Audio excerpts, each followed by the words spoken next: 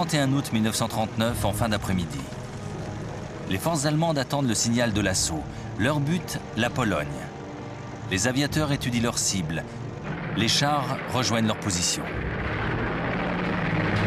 Aux premières heures du jour, ce 1er septembre 1939, des soldats du Reich revêtent des uniformes polonais et attaquent une station radio du côté allemand de la frontière. Ils laissent derrière eux quelques cadavres.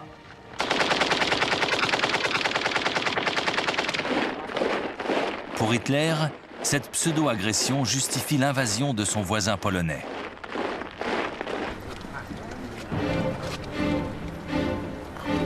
À 8 heures du matin, alors que la déclaration de guerre n'est même pas officielle, les troupes allemandes franchissent la frontière. Les unités mobiles s'enfoncent dans le pays. 2 jours plus tard, conformément à leur promesse de soutenir la Pologne, la Grande-Bretagne et la France entrent en guerre. Nous sommes le 3 septembre 1939. Les Polonais, eux, sont dans la tourmente. Inférieurs en nombre, les soldats polonais doivent faire face à un nouveau type de guerre pour lequel ils ne sont pas préparés. La Blitzkrieg, ou guerre éclair.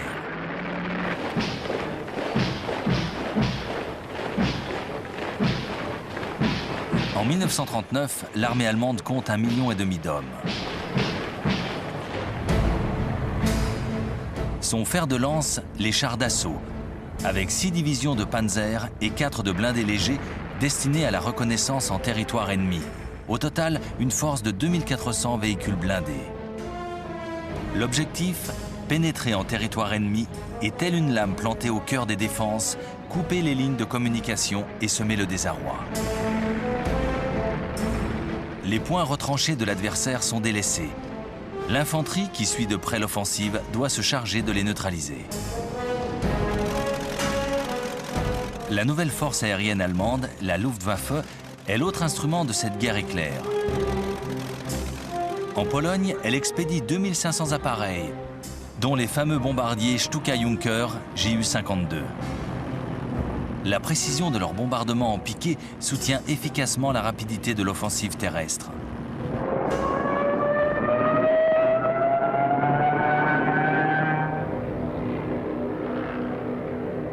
En face, les Polonais alignent 600 appareils.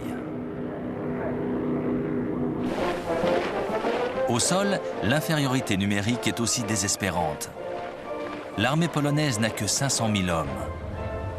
Elle ne possède que 800 tanks et compte encore sur ses 11 brigades de cavalerie. Des lances et des chevaux contre des canons et des chars d'assaut. Mais cette supériorité n'est pas le seul atout des stratèges allemands. Ils emploient leurs forces blindées dans des unités compactes. Les Polonais, eux, les dispersent pour soutenir l'infanterie.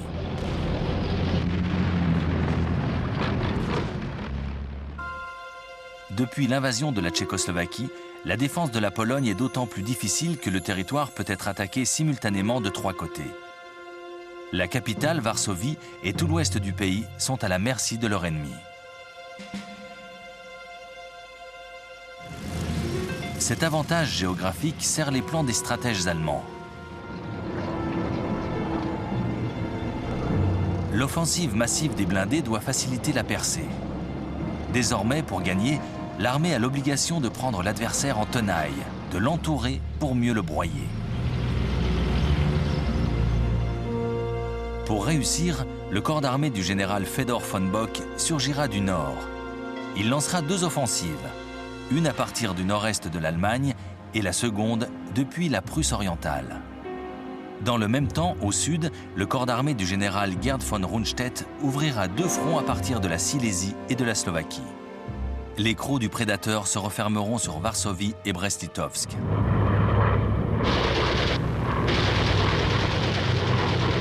Dès le début, tout se passe bien pour les Allemands.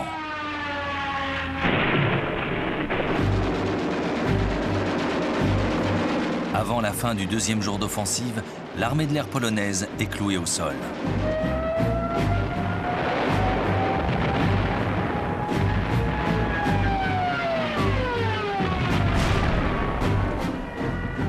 Les panzers s'enfoncent profondément dans les lignes ennemies.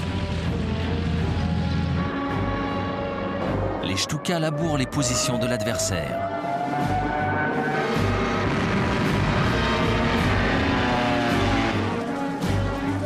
L'armée polonaise est démembrée, divisée en poches de résistance éparses. Les prisonniers sont nombreux. La légende veut que la cavalerie polonaise ait chargé les unités de Panzer. Acte héroïque et totalement inutile. L'armée polonaise est débordée par l'offensive éclair de son agresseur. Elle a été littéralement balayée. Le 8 septembre 1939, la tenaille se referme. Les troupes allemandes abordent les faubourgs de Varsovie. Le 17 septembre, c'est au tour de Brest-Litovsk d'être assiégé.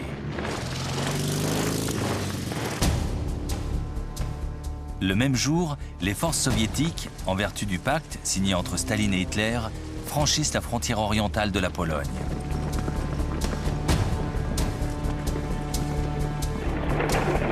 L'armée polonaise recule sur tous les fronts. Le gouvernement a quitté le pays. Seule Varsovie résiste encore.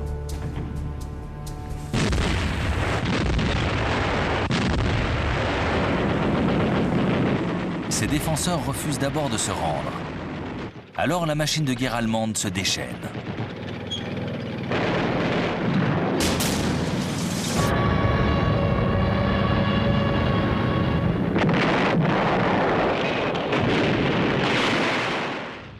Hitler se délecte de l'abominable spectacle. Quartier après quartier, il fait raser la ville qui défie son armée. Le 27 septembre, Varsovie exsangue se rend. Le jour suivant, Allemands et Soviétiques se partagent la dépouille. L'Union soviétique annexe la moitié est du pays. L'Allemagne s'empare de tout le reste. La Pologne a vécu. Le grand nettoyage commence. Les deux dictatures s'emploient à prévenir toute opposition. Les vagues de meurtres succèdent aux exécutions de masse. Pour la première fois, les Allemands appliquent le traitement qu'ils réservent aux peuples de l'Est de l'Europe. Tous ces gens qu'ils considèrent comme des êtres inférieurs. Des groupes spéciaux de SS, les Einsatzgruppen, se lancent à la chasse aux Juifs.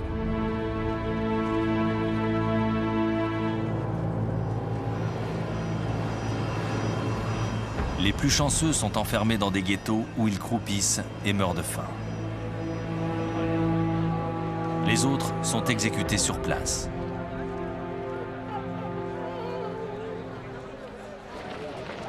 L'armée polonaise est anéantie. Pas tout à fait. 50 000 hommes ont réussi à s'échapper pour rejoindre la France. Un gouvernement provisoire dirigé par le général Władysław Sikorski les commande. Que reste-t-il à ces Polonais exilés, sinon le désir de mourir en combattant pour leur terre?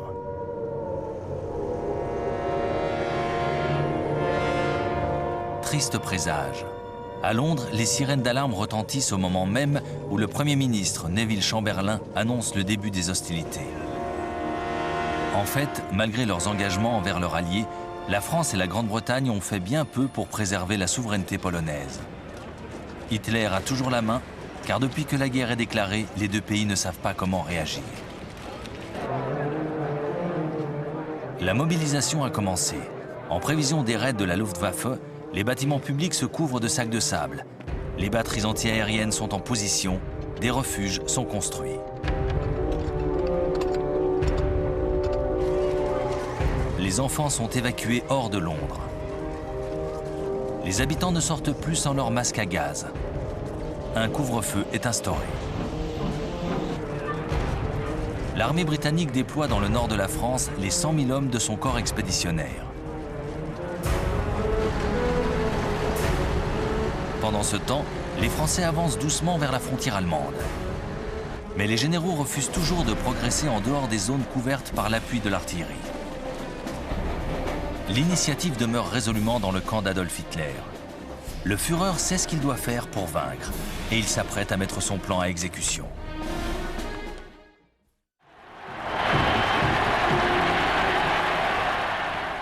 L'offensive éclair sur la Pologne constitue un retentissant succès pour le dictateur allemand. En 4 semaines, il a avalé un pays entier. Et il est loin d'être rassasié. 2 mois après la chute de Varsovie, en novembre 1939, il ordonne à ses généraux de planifier l'attaque vers l'ouest. Mais les officiers sont réticents. Le gros des forces doit être transporté du front de l'Est vers les bords du Rhin.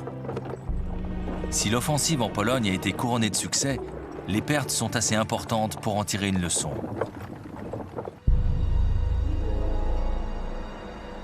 Les canons anti-chars polonais ont mis hors de combat l'équivalent d'une division de blindés légers. Un quart des avions a été perdu. Les Panzers sont trop légers et ne sont pas fiables. Ils sont trop souvent coupés de leur soutien logistique et de l'infanterie. Après des débats enflammés, Hitler accepte à contre-cœur d'attendre le printemps suivant.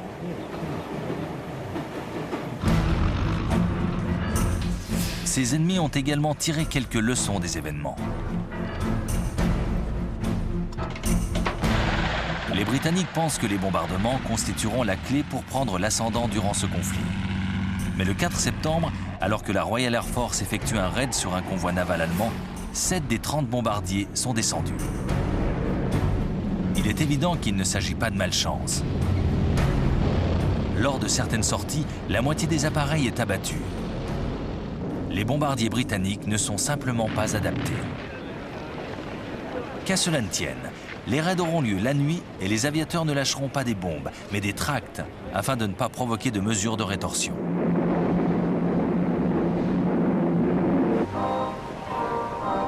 L'Europe s'installe dans ce qu'on appellera la drôle de guerre.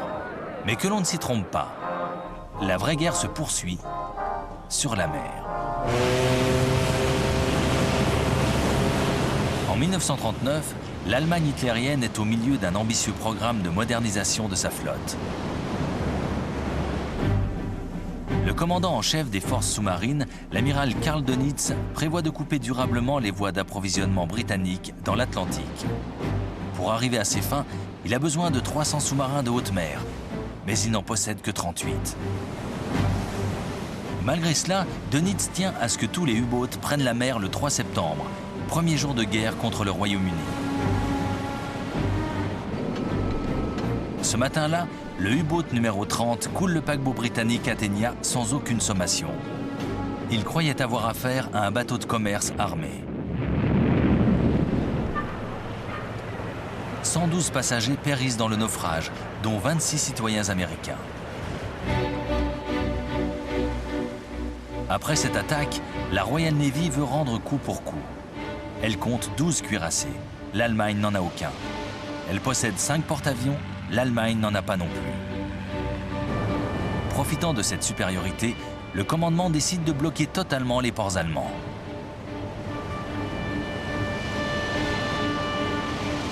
Mais malgré l'étendue de ses forces, la Royal Navy ne possède pas assez de navires d'escorte. De nombreux bateaux de commerce doivent voyager seuls. À la fin de l'année 1939, une centaine ont été coulés. En fait, les Britanniques ont sous-estimé la menace des sous-marins allemands. Le 17 septembre, le U-boat 29 coule le porte-avions Courageous.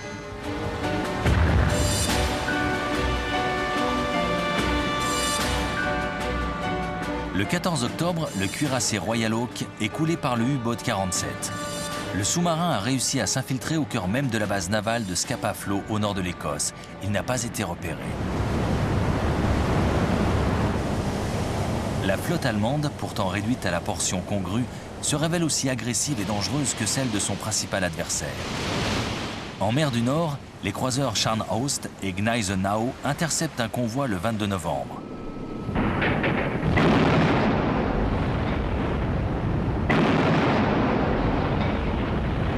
Il coule le navire d'escorte Rawalpindi, un simple bateau marchand armé. Mais c'est certainement le petit croiseur allemand Graf Spee qui cause le plus de dégâts.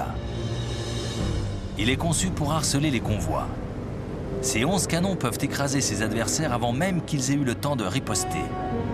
Son impressionnante vitesse de croisière lui permet de s'échapper sans être menacé. Le Graf Spee avait quitté l'Allemagne avant même que la guerre ne soit déclarée. Depuis, il jouait le vaisseau fantôme dans l'Atlantique Sud et l'océan Indien. 3 croiseurs britanniques, l'Exeter, l'Ajax et l'Achilles, l'interceptent enfin sur la côte est de l'Amérique du Sud, à la latitude du Rio de la Plata en Argentine. Sérieusement endommagé, le navire allemand se réfugie dans le port de Montevideo. L'Uruguay est alors un État neutre.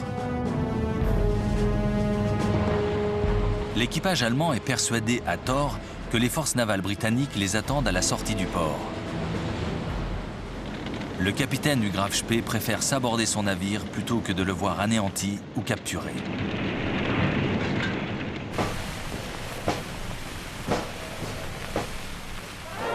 À leur retour, les marins anglais sont accueillis en héros.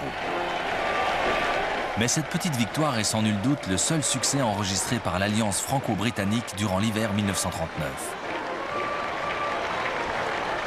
Une autre réussite est pourtant à mettre au crédit des techniciens anglais. Et cette découverte s'avérera vitale par la suite.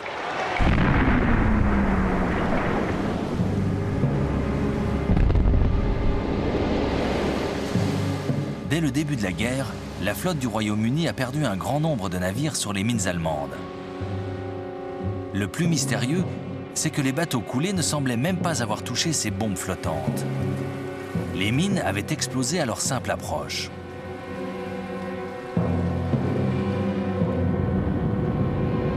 Mais dans la nuit du 22 novembre 1939, un avion allemand est surpris alors qu'il largue une mine dans l'estuaire de la Tamise. Préalablement désarmé, l'engin explosif est ramené sur la berge. Les ingénieurs militaires brisent son secret. Il est programmé pour se déclencher dès qu'ils détectent la signature magnétique des navires. Les ingénieurs parviennent à effacer l'empreinte magnétique des bateaux en faisant passer un courant électrique dans un câble de cuivre posé à même le pont. L'installation de ce dispositif réduit considérablement le danger que représentent les mines magnétiques.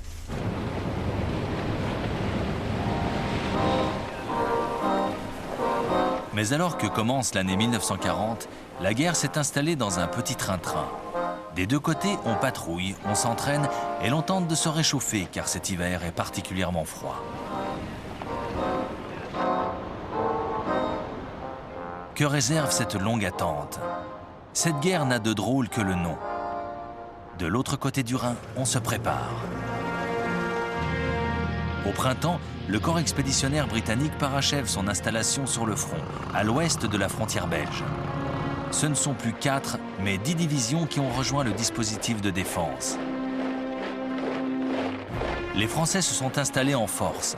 Ils contrôlent 100 divisions stationnées le long de la frontière belge ou mises en réserve non loin de là. Les forces britanniques du commandant en chef Lord Gort sont donc aux ordres du général français Maurice Gamelin. Et sa stratégie est claire, il faut défendre.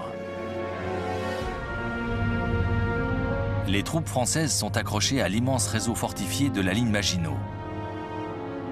Des milliers de fortins bétonnés font face à l'Allemagne, de la Suisse jusqu'à la Belgique.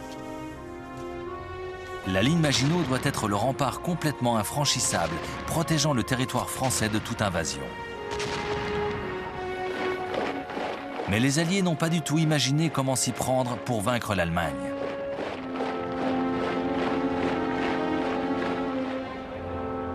Ils se contentent de regrouper leurs forces dans une nouvelle version de la Première Guerre mondiale.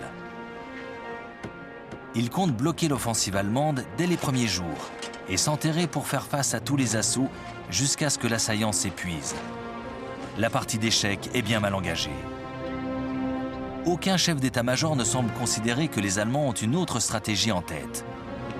Aucun ne prévoit que le coup suivant du Führer, après l'invasion polonaise, ne se jouera pas en France, mais en Scandinavie.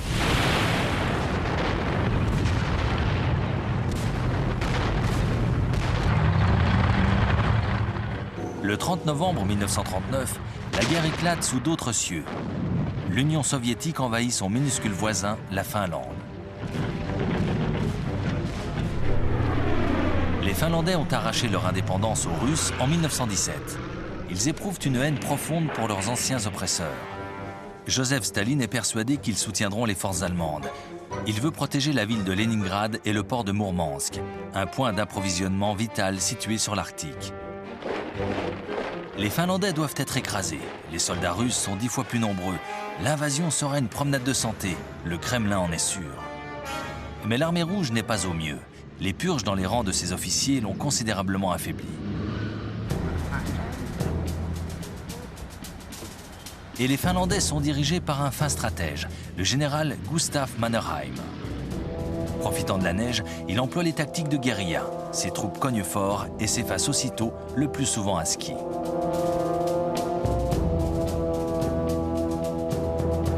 En France et en Angleterre, la résistance courageuse des Finlandais frappe les esprits. Français et Britanniques sont prêts, en traversant la Norvège et la Suède, à intervenir pour soutenir cette lutte disproportionnée. Ils en oublient même que ces deux pays sont neutres.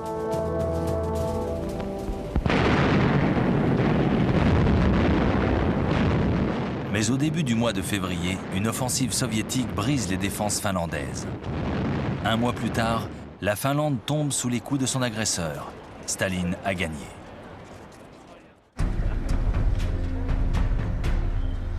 La machine de guerre nazie ne serait rien sans le fer, provenant des mines suédoises.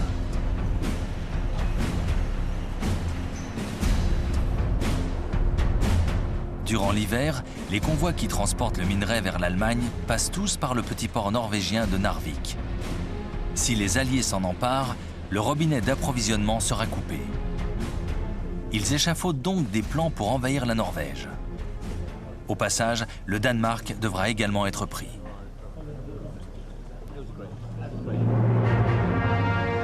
Le 16 février 1940, les Alliés passent à l'offensive.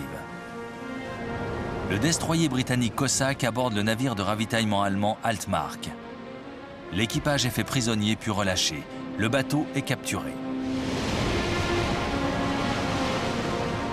Le 9 avril, les troupes allemandes débarquent dans 5 ports. Oslo, Kristiansand, Bergen, Trondheim et Narvik.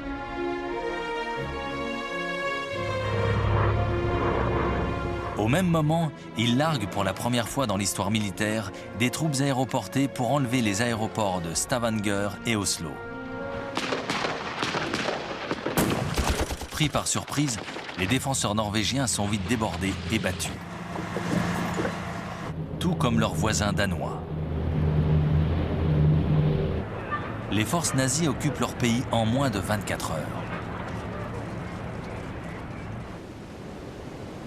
En Norvège, les différentes unités de débarquement s'empressent d'effectuer la jonction pour faire tomber les grandes villes. La Luftwaffe a la maîtrise totale des airs. Les Alliés réagissent enfin. Un corps expéditionnaire est chargé de reprendre Narvik. Le 28 mai, Français et Norvégiens battent les Allemands à leur propre jeu. Ce sera la seule victoire française de l'année 1940. Mais début juin, les Alliés sont obligés de se replier. Ils réembarquent, direction l'Angleterre.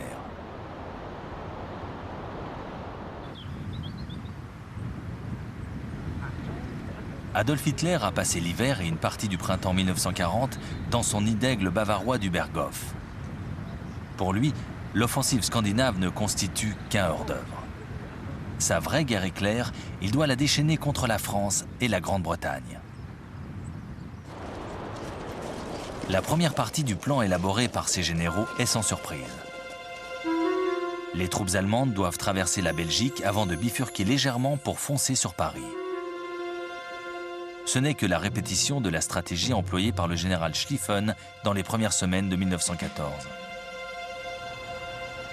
Les Alliés sont persuadés que c'est la seule stratégie possible. Ils y consacrent toutes leurs discussions préparatoires. Il prévoit que dès l'offensive allemande, les forces positionnées sur l'aile ouest du dispositif pénétreront en Belgique pour se retrancher le long de la Dyle et de la Meuse. L'attaque pourra être brisée dans son élan. Le 10 janvier, un événement vient conforter le bien-fondé de leur stratégie. Un avion de reconnaissance allemand s'écrase en Belgique, avec à son bord une copie du plan d'invasion. Les Alliés n'ont plus qu'un seul objectif, atteindre la Dyle et la Meuse, d'où ils pourront se défendre plus facilement. Entre-temps, l'état-major allemand a entièrement modifié ses plans. Le général Erich von Manstein a dénoncé le manque d'originalité de la première tactique. Il ne veut ni rejouer le scénario de la Première Guerre mondiale, ni voir son pays s'éreinter dans une longue et meurtrière guerre des tranchées. Il propose donc à Hitler de concentrer les forces de l'offensive allemande sur l'articulation entre la fin de la ligne Maginot et le début de l'aile ouest du dispositif allié. C'est là, au cœur de la défense, que se trouve le point vulnérable. Normalement, les régiments de panzer ne rencontreront qu'une faible résistance dans cette zone du sud-est de la Belgique. Les Alliés sont persuadés que les chars d'assaut ne peuvent pas traverser la forêt des Ardennes. La région est donc faiblement défendue. Le plan est simple. Pénétrer profondément dans le dispositif de défense franco-britannique, couper l'aile ouest de tout soutien en l'enveloppant, cerner la ligne Maginot plutôt que de prendre le risque de s'y enferrer. La tactique est très osée. Les chars d'assaut prennent le risque de s'embourber dans les Ardennes. Mais Hitler trouve le plan audacieux. Il l'accepte. Les troupes allemandes sont donc redéployées au nez et à la barbe des Alliés. Français et Anglais se préparent à une longue guerre de défense. Ils sont confiants. La ligne Maginot est infranchissable. Ils possèdent même la supériorité numérique avec 110 divisions contre 95 pour l'armée allemande. Ils alignent plus de blindés avec 3000 véhicules contre 2700 pour la Wehrmacht. Les Français possèdent même les meilleurs tanks, les chars B1 de 32 tonnes, armés de 2 canons de 75 et 47 mm. Leur seule faiblesse, une pièce d'artillerie principale intégrée à la carrosserie. Elle est très difficile à charger. L'autre canon est monté dans la tourelle. Le chef de char doit donc l'utiliser tout en contrôlant la bonne marche du blindé.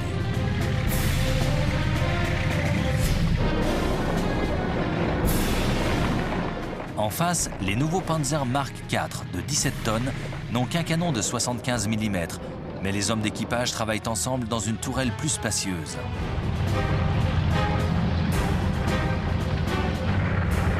L'armée allemande n'en possède qu'une centaine d'exemplaires.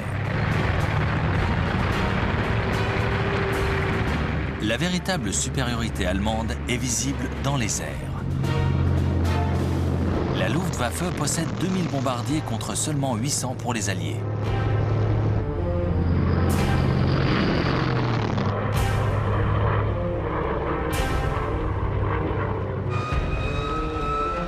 Elle aligne 4000 chasseurs, dont un appareil ultramoderne, le Messerschmitt Bf-109. En face, 2500 vieux avions qui seront vite dépassés. Bien sûr, la Royal Air Force possède 800 Spitfire et Hurricane, d'excellents avions de chasse qu'elle réserve à la protection aérienne de son propre territoire. La différence principale entre les deux armées se situe sans doute dans leur philosophie. Les Allemands concentrent toutes leurs forces pour frapper comme l'éclair. Tous leurs blindés sont regroupés. Ils forment 10 divisions autonomes. De leur côté, les Français se préparent à une guerre statique. Pour eux, les chars d'assaut ne constituent qu'une force d'appoint de l'infanterie. Là où les Allemands concentrent leurs forces, les généraux français les éparpillent. Ils ont évidemment noté l'efficacité des panzers lors de la campagne en Pologne.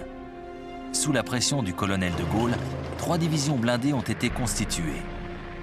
Mais à l'aube de l'offensive, aucune n'est vraiment opérationnelle. Ce sont donc deux conceptions tactiques totalement différentes qui vont s'affronter.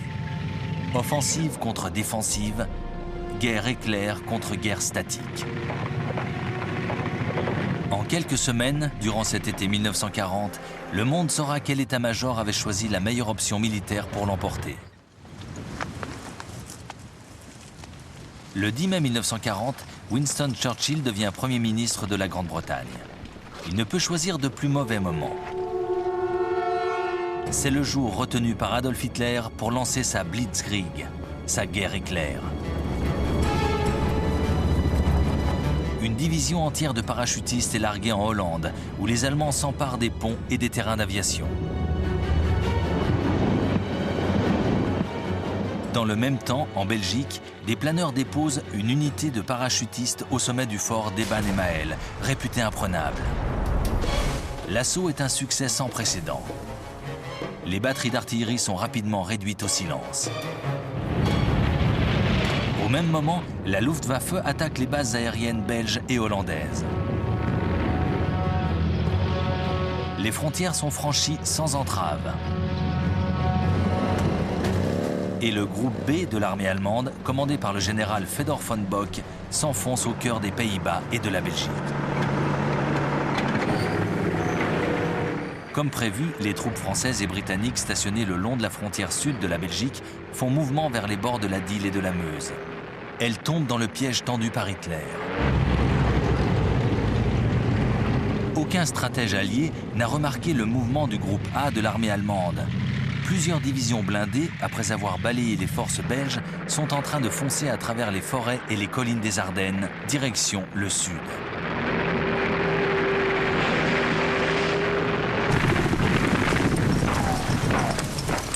Au même moment, les Allemands crucifient les Pays-Bas.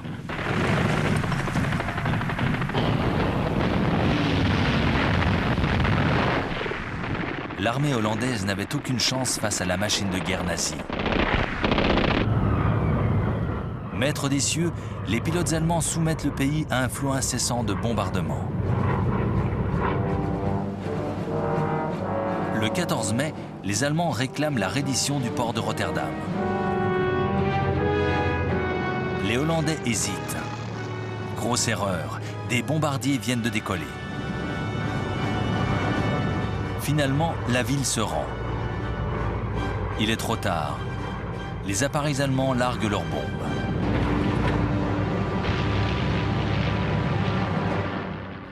Rotterdam est rayé de la carte. Le lendemain, la Hollande capitule.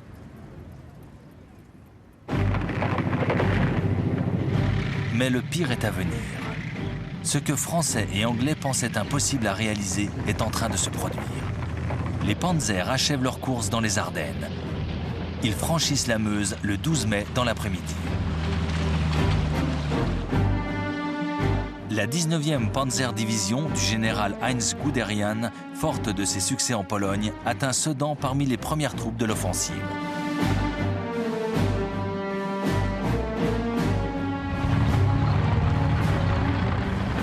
Guderian sait désormais qu'il a employé la bonne stratégie.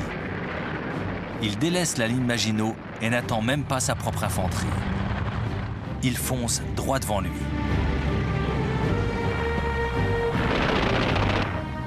Le jour suivant, les troupes d'assaut franchissent la Meuse.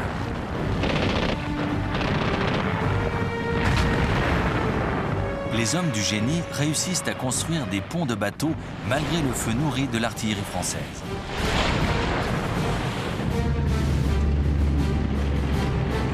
Le 14 mai, les Panzers débutent leur traversée. Cet après-midi-là, l'offensive s'enfonce de 12 km en territoire ennemi. D'autres unités ont franchi la Meuse à Montherm et à Dinant. Les troupes françaises, clouées sur la ligne Maginot, sont dépassées par les événements. Les bombardiers alliés font des sorties désespérées pour tenter de détruire les ponts.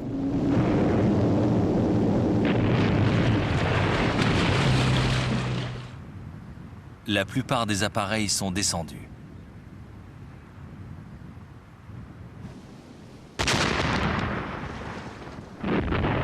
L'artillerie allemande écrase les défenses françaises. Les Stuka et leurs sirènes d'attaque sèment la panique.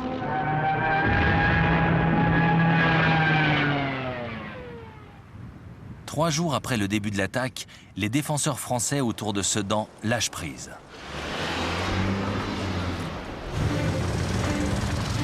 Les chars de Guderian débutent leur course vers l'ouest. Au crépuscule, ils ont progressé de 60 km sur l'arrière des troupes alliées. Français et Anglais sont restés accrochés à leur position sur la Dyle. Mais le commandant suprême allié, le général Gamelin, réalise enfin que ses troupes vont être encerclées. Il leur ordonne de revenir sur leurs pas. Les troupes appréhendent cette soudaine décision de repli. Que s'est-il passé dans leur dos? Quelles forces vont-ils affronter?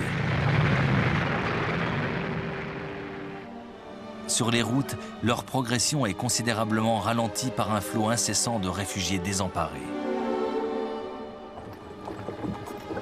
Le Premier ministre français, Paul Reynaud, téléphone à son homologue britannique. Il lui résume la situation en ces termes. « Nous sommes vaincus. Nous avons perdu la bataille. » Mais malgré l'efficacité incontestable de leur stratégie, les Allemands demeurent vulnérables. En se précipitant vers l'ouest, ils empruntent un long couloir de quelques kilomètres de large seulement. Les Alliés peuvent contre-attaquer. L'approvisionnement et le soutien des blindés composant l'offensive dépend entièrement des convois de chevaux ou de troupes à pied. Or, l'écart entre les panzers et l'infanterie se creuse d'heure en heure. Le 17 mai, l'un des officiers de l'une des toutes nouvelles divisions blindées françaises riposte. Par deux fois, le colonel de Gaulle lance ses chars à l'assaut de la ligne allemande, près de Crécy-sur-Serre. C'est la contre-offensive de la dernière chance. Mais l'état-major français n'a jamais prévu des attaques d'une telle ampleur. Chaque unité est éparpillée sur le champ de bataille. Leur coordination est impossible.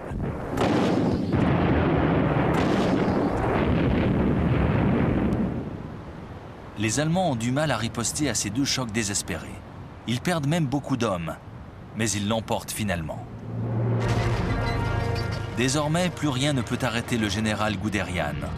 Il enfonce sa lame de plus en plus profondément dans le cœur de la France. Le 19 mai, toujours en Picardie, ses unités de pointe atteignent Péronne. Le 20, lors d'un énorme coup de boutoir de plus de 90 km, Amiens tombe à l'heure du déjeuner. Abbeville, à 22 km seulement de la Manche, est franchi à 9 h du soir. Et à minuit, un bataillon de la 2e division de Panzer arrive sur la côte, à Noyelles. Cette course à la mer a permis aux Allemands de couper le front allié en deux. Désormais, tout repose sur leur capacité de défense de cet étroit corridor contre lequel Français et Anglais peuvent lancer leur contre-attaque.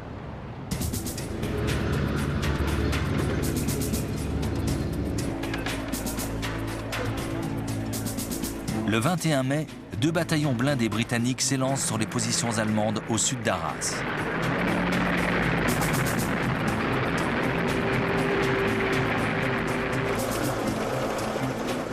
Les chars britanniques sont un peu plus adaptés au terrain que ceux des Français. Mais le Matilda II a été conçu pour soutenir l'infanterie. Parfaitement blindé, il est lent et faiblement armé.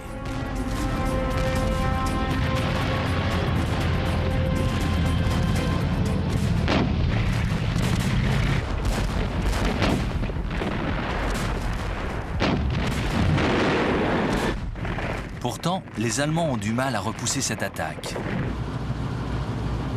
Cette difficulté soudaine a une conséquence. Le haut commandement décide de ne plus étendre les lignes de communication.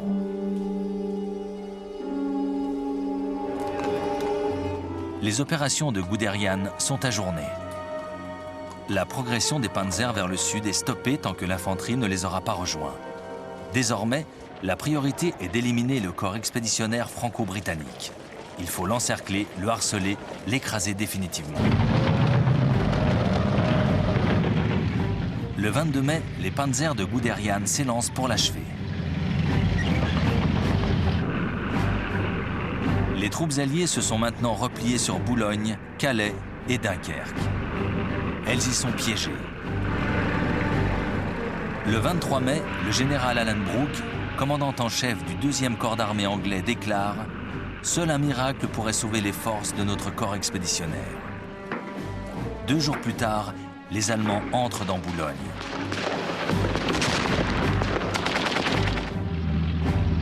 Désormais, même un miracle ne semble plus suffisant pour sauver la situation. Le 25 mai 1940, la position des forces alliées est désespérée.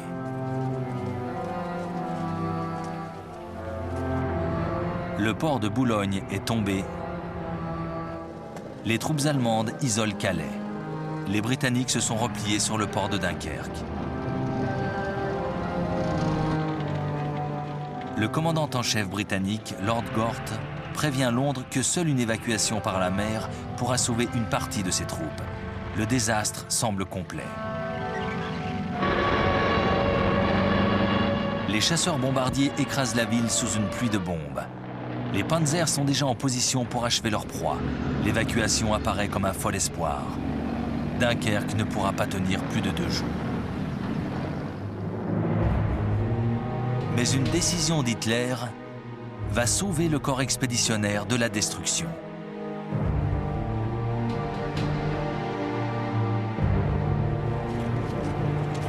Le haut commandement allemand est conscient de l'état des machines et des équipages des panzers. Hommes et matériels sont exténués. Les attaques tentées par les unités blindées de Gaulle ou les chars britanniques ont certes échoué, mais elles ont montré la fragilité des lignes de communication et de ravitaillement nazis. C'est le point faible de cette campagne éclair. Le haut commandement prend donc la décision de stopper une fois de plus l'avancée des divisions de Panzer. La curée aura lieu lorsque l'infanterie les aura rejointes. La poche de résistance de Dunkerque sera écrasée comme une vulgaire baudruche, c'est sûr. Cet ordre va tout changer. Pendant 2 jours, les Panzers sont au repos. Les Britanniques ont juste assez de temps pour préparer l'évacuation. 2 misérables jours pour sauver des centaines de milliers de soldats. D'autres se battent encore. À Calais, la garnison franco-britannique refuse de se rendre.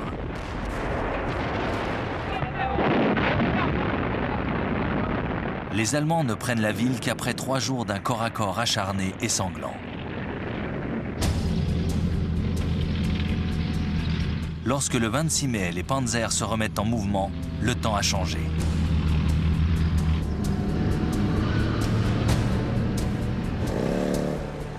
Les Allemands sont embourbés sous des trompes d'eau. Une fois de plus, les Alliés ont un léger répit.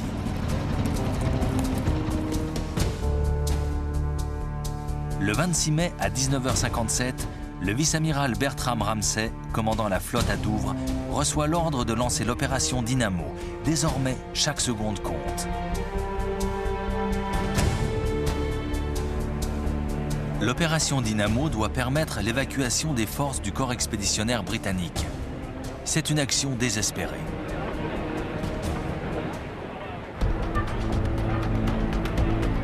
Le lendemain, une flotte disparate traverse la Manche.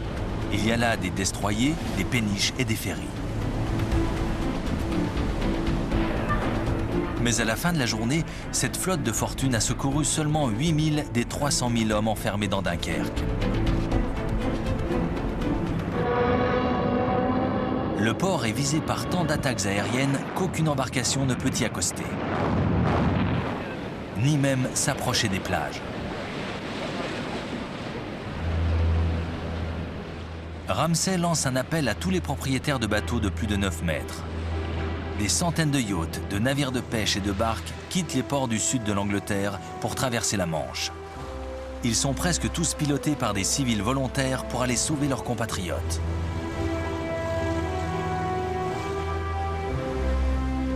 Pendant toute la semaine suivante, ces petits bateaux font la navette entre les plages de Dunkerque et les transporteurs de troupes qui attendent au large.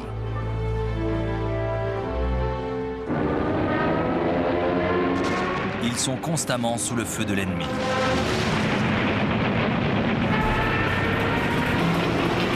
La RAF lance tous ses appareils dans la bataille afin de contrer les bombardements de la Luftwaffe.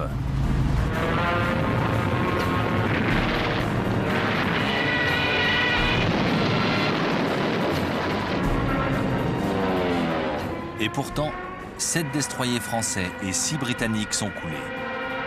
24 navires de guerre plus petits les rejoignent au fond de la Manche. Un quart des 655 embarcations privées ne reviendra jamais. Mais lorsque l'opération Dynamo s'achève le 4 juin, 300 000 hommes, dont 120 000 Français, ont été évacués du piège de Dunkerque.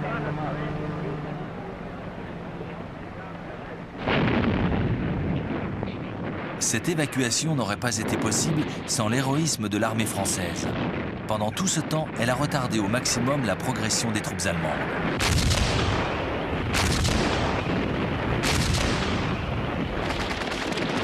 L'arrière-garde française ne quitte ses positions autour de Dunkerque qu'après le départ du dernier bateau. Une poignée d'hommes pour en sauver des milliers d'autres. Un officier britannique comparera cette résistance désespérée à celle des Spartiates dans le défilé des Thermopyles. Cruelle défaite. Dans l'affaire, les Anglais ont perdu bien plus que leur armement. Le Royaume-Uni ne se remettra pas de sitôt de ce revers. La France doit continuer le combat, amputée de la moitié de son armée. Ce qu'il en reste doit affronter 92 divisions nazies et tout leur armement.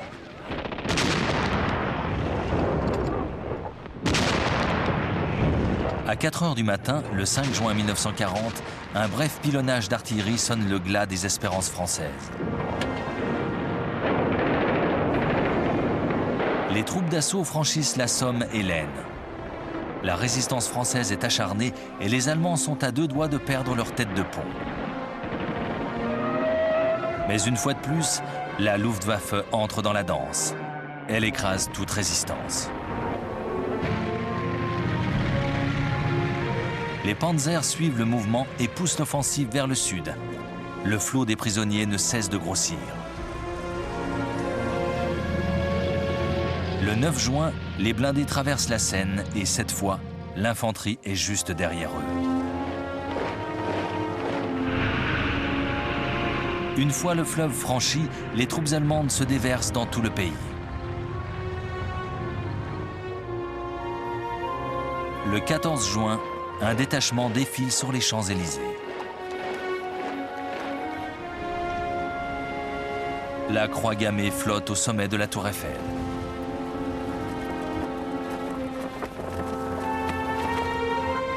Hitler visite une capitale soumise. Il réalise enfin le vœu que le Kaiser avait fait en 1914. Les Français observent, abasourdis.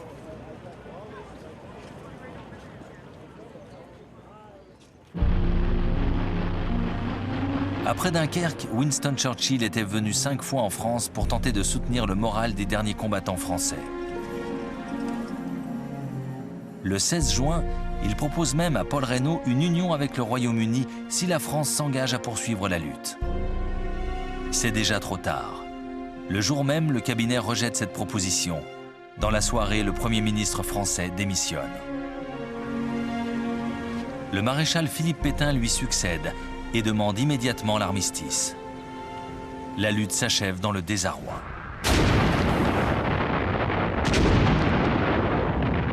Avant d'accepter la reddition, les Allemands réduisent au silence la ligne Maginot, demeurée isolée sur le front de l'Est. Après une intense préparation d'artillerie et malgré des foyers de résistance sporadiques, les forts tombent aux mains des Allemands.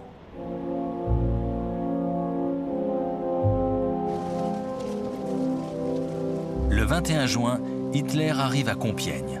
Dans la forêt l'attend le wagon dans lequel a été signé l'armistice de 1918, un lieu symbolique. Lorsque la délégation française se présente, Hitler lui soumet ses conditions et l'abandonne. Les représentants français doivent consulter leur gouvernement. Mais le lendemain, ils apprennent que les panzers vont se remettre en ordre de bataille. Ils n'ont donc pas le choix. Ils signent. L'humiliation de la France est totale.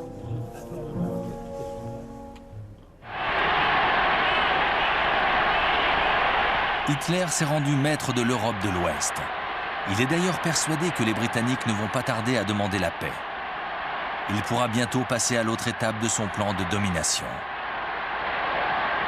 La Blitzkrieg, la guerre éclair, lui a permis de remporter une étourdissante victoire. Mais il n'a pas encore gagné cette guerre. De l'autre côté de la Manche, le Royaume-Uni, certes meurtri, n'a pas l'intention de se rendre.